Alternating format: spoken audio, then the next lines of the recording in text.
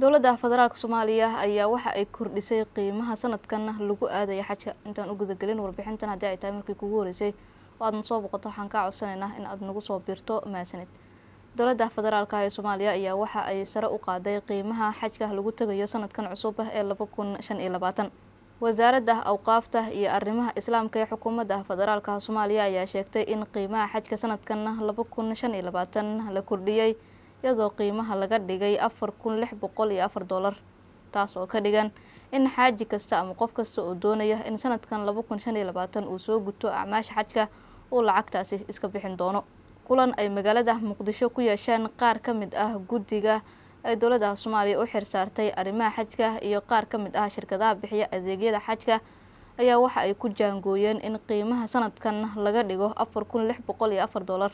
taas oo ka dhigaysa in qof kasta oo doonaya in sanadkan uu acmaasha xajka soo guto in uu iska bixiyo. dadka qaarkiisa ayaa durba waxa ay social media ku soo qorayaan in lacagtan ay awoodi karin doonayaan in ay sanadkan soo gutaan acmaasha xajka. agaasimaha guud ee wasaaradda awqaafta iyo arrimaha islaamka ee xukuumadda federaalka Soomaaliya Ibraahim Aadan Nadaara ayaa waxa uu sheegay in dowladda federaalka Soomaaliya ay guddi u saartay qiimeynaya adeega xajka ee sanadkan taasi oo keentay in la kordhiyo qiimaha sanadkan lagu aadayo dalka barakeysan ee Sacuudi Arabiya. qiimihii sanadkii hore ay wasaaradda diinta iyo awqaafta xukuumadda federaalka Soomaaliya ay jaangoosay laguna soo gutay acmaasha xajka ayaa waxay ahayd lacag dhan $4,434.6